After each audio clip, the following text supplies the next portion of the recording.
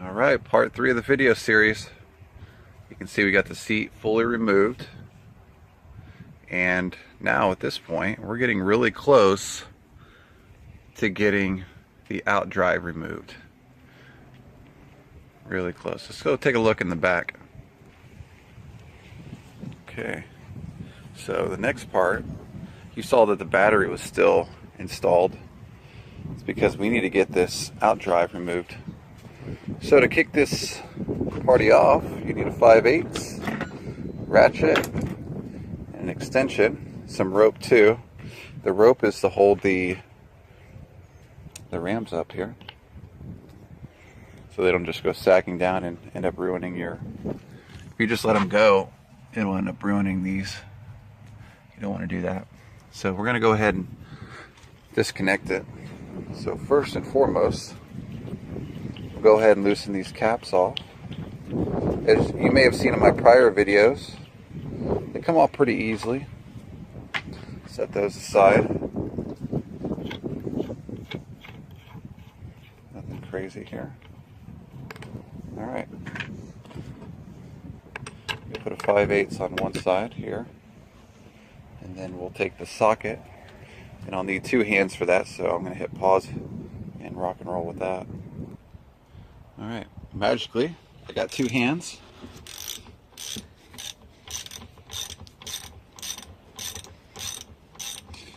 One of the things to note here, if it doesn't spin, the prior owners didn't grease this properly, because the manual does call for a good amount of grease on this thing. So you can tell this thing hasn't been off in a while.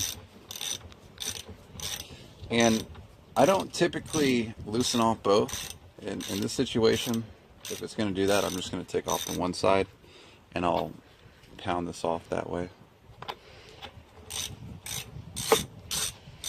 Okay, so we'll get this off. Set that up there. Don't lose your washers either, by the way. Alright. That's going to be on there pretty tight. So the other thing too is you don't want to just take a hammer and start hitting that. You're going to mess up your threads. So let me pause real fast. I'm going to go get me a little hammer. I changed my mind. Actually, I'm just going to ratchet this side off. I was going to use the hammer, but I didn't want to damage any of the nuts. So we'll just do it the difficult way here. The other thing too is there's probably a good amount of pressure on this outdrive. So just do it this route first. Alright. So we got that nut off in the washer. Just make sure you save everything. Alright. So I'm just going to try lifting it up and see. Now this thing is locked in there pretty good. So there's probably a lot of weight on it. I'm going to go ahead and lower the whole outdrive down at this point. Alright. So I got the outdrive down, and I can tell you right now that rod that goes across from one side to the other is really in there. And what I did was very carefully I set the skeg down on the ground. It has a little flat surface on it, just enough to take some of the pressure off of this. And I'm going to use a rubber mallet with the nut on it to see if I can charge that out. I also may hit it with some WD-40 as well. So let's give that a try. Okay, so I kind of worked it out a little bit so far. I ended up going with a penetrating oil to loosen it up. But I tell you what, this thing has not been removed in quite some time. It is a pain. So if you're running into the same situation on your side, just be patient. And whatever you do, don't damage those threads on that as you're popping it out. On my OMC, I haven't run into this type of problem. Kind of interesting, but I imagine as long as this thing has been in, it probably hasn't come off. So anyway, I'm going to keep working at it, and we'll get this thing off and going here. Okay, we got the rod out right there. I've got the rope holding it up. Take a look here. Even that far here, there's definitely some stuff on here. It does not want to come off. And I moved to penetrating oil too, so it's gonna be a pain to get this one off. I have yet to see this. So if you're running the same thing, just be patient and work it off. All right, so with a lot of work, we got it off. So the next piece here, as you've seen with the OMC video, is we're going to remove these. I believe they're 5/8 as well. I'll double check that here, but they should be 5/8. You can remove all 6 of those. And then depending on how the engine alignment is, it'll determine whether or not it's going to come out easy or not. Alright, so a little bit of oomph to this. We got the first one off. Go ahead and loosen it up. Yep, and we will move on to the next one. A little bit of penetrating oil made a huge difference on these. This definitely did not want to come off. Alright, got that third one down, and now we moved on to the other side. So we'll get these removed next. Alright, one more to go. Alright, final bolt here. Or nut, technically it's just a nut.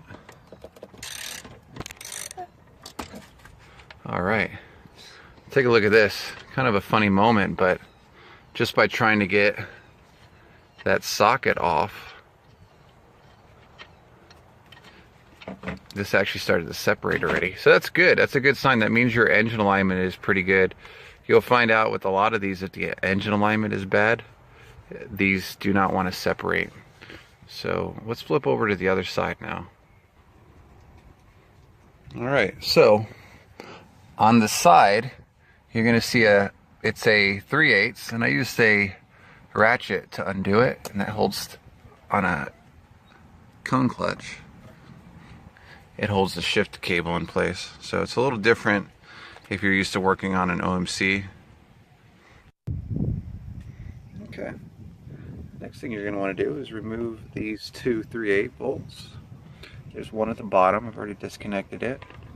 And what that does is it allows you to have access to the shift cable. And you'll see back there, there's a little cotter pin. You'll need to get in there and disconnect that with a pair of needle nose. So I'm going to go ahead and get those needle nose in there and squeeze that and remove it. Okay. So you see I got that removed, and then see if I can get it in the shot. Get that little washer off and remove that little guy. Alright. And that, ladies and gentlemen, will loosen the shift cable. Now, one thing to mention here is you may be hesitant to leave this on, and you actually cannot, because if you do, that fitting will not be able to pass through the housing on the upper unit. So you will have to remove that and give it a few spins. You'll have it off in no time. Alright, there we go. Alright, so in that little corner right there, you can see I got a good shot of it. You'll have these 2 little devices come out. And this kind of holds the shifter in place, so you definitely got to get that removed as you're separating the outdrive. So you can see we already have a little crack, a good crack, good separation right there. And keep in mind the skeg, it is on the ground right now, so I'm going to go ahead and wiggle it a little bit, and let's see how everything looks. It is separating pretty good. If you know me from my other videos, you'll know I'm not big on using a screwdriver right there, so I'm just going to slowly separate these 2 by wiggling it.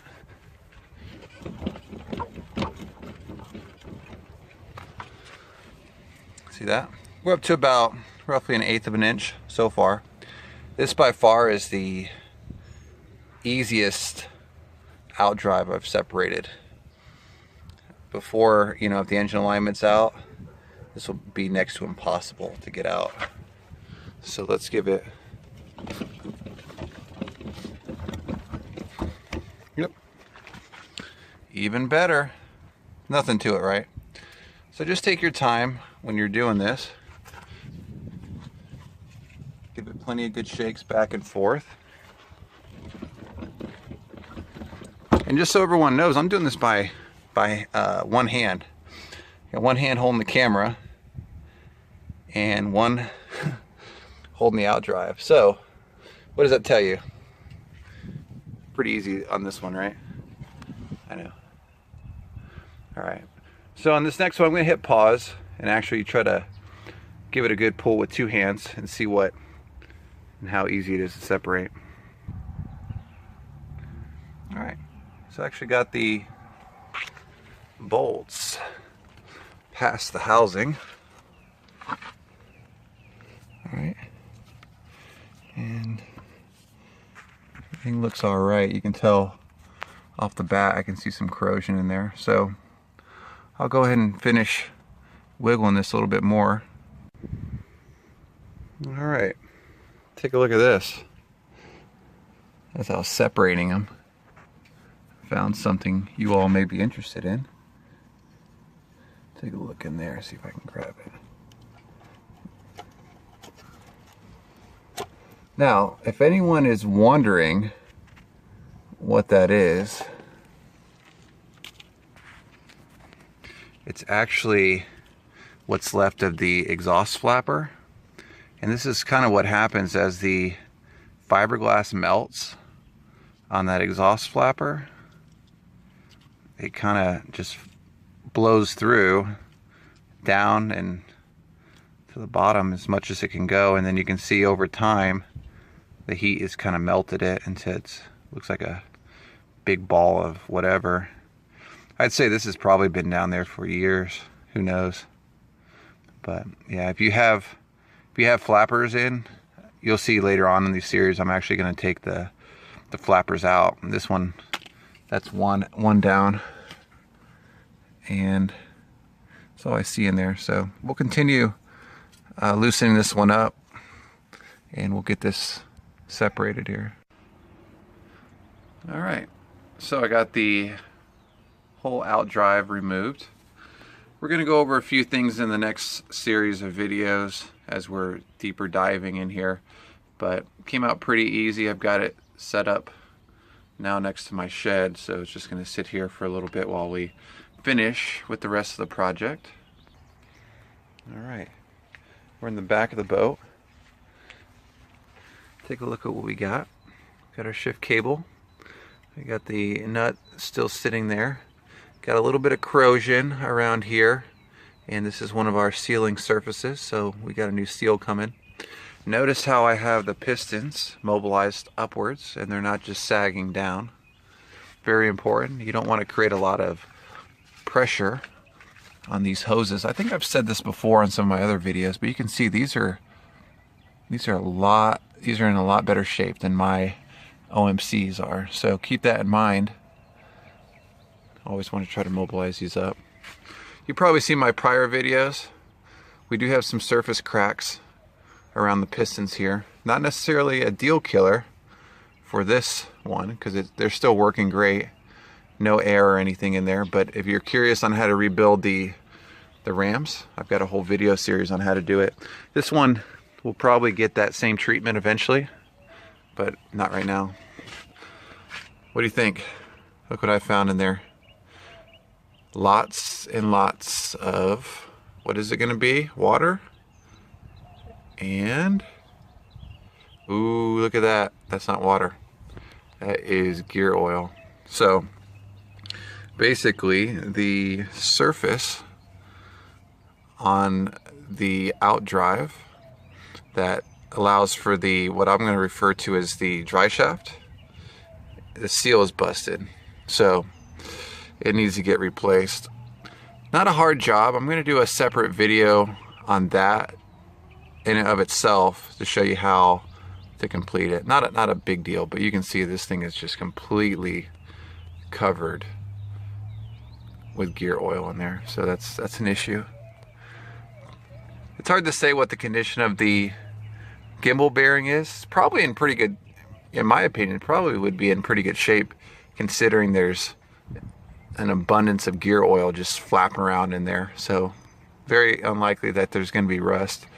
I'll probably end up replacing it either way, just because I've got it out. Why not? And I'm sure you all would enjoy the video. Got some dirt here. Not really sure what's up with that, or really how that even made it into the outdrive here in this upper unit. Kind of weird. Some key differences, if you've seen my other videos, between the OMC Cobra and the SX, as you notice, there's no seal around here. The only seals that you have are going to be here, where the water intake is, and then as where the dry shaft seal surface goes into here, there's a sealing surface around this area too. So that's essentially why they don't put a traditional seal like you've seen with the OMC Cobras. All right, so that's it for this part of the series. I'm going to get in a little bit further. We're going to jump back into the motor side, and we'll go over what we're going to do next to start getting that prepped for removal.